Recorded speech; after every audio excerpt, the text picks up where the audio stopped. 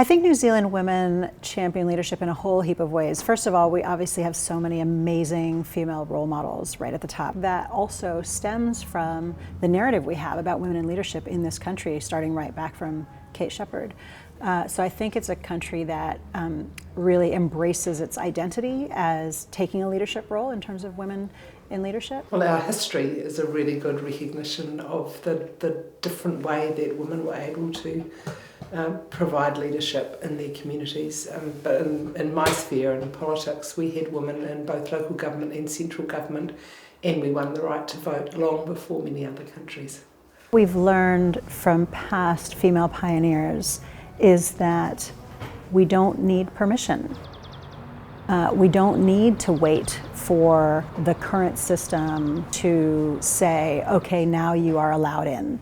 You know, we're pretty pioneering in the way that we think, so hopefully that will lead us well towards having an increase in women leadership across the country. I think New Zealand is one of the best countries in the world. It is a place for trailblazers, not just female trailblazers, but trailblazers full stop, because it's a country where it's small enough that you can make things happen, but big enough to matter.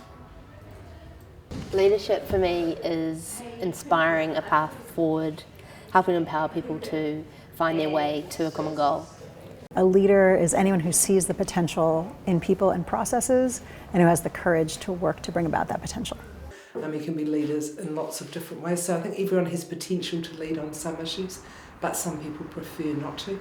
Being a really good role model and actually being prepared to have really high values and be, make sure when you operate that you don't compromise those values. A lot of people are scared that, failure is, you're failing. You've just got to accept that's going to happen. Yeah, you're going to have failures before you get to success. My call to action for New Zealand women and men is to not wait for permission. It's that, we so often think that someone should do something, they should take care of it, if only blah, blah, blah. One of the things that we're seeing in leadership is that need to be really authentic and actually show real empathy. And I think by nature, females do tend to be more empathetic. And so that plays out quite well in a changing environment where businesses are going through a lot of change. Understanding how people cope with that change and being empathetic towards that, I think, sets female leaders up very, very well. I think a lot of people really value us in the fact that we are who we are. Like, we're not trying to be anyone else. Like, on our social media, you get what you get, whether we're looking like absolute crap or we're looking really nice. We're straight up, we're raw. I think it does come down to representation. It is amazing. The more you think about it, the more, if we see more women at the board table, we will get more used to it. We should never underestimate the quality of life that we have here in New Zealand and how lucky we are.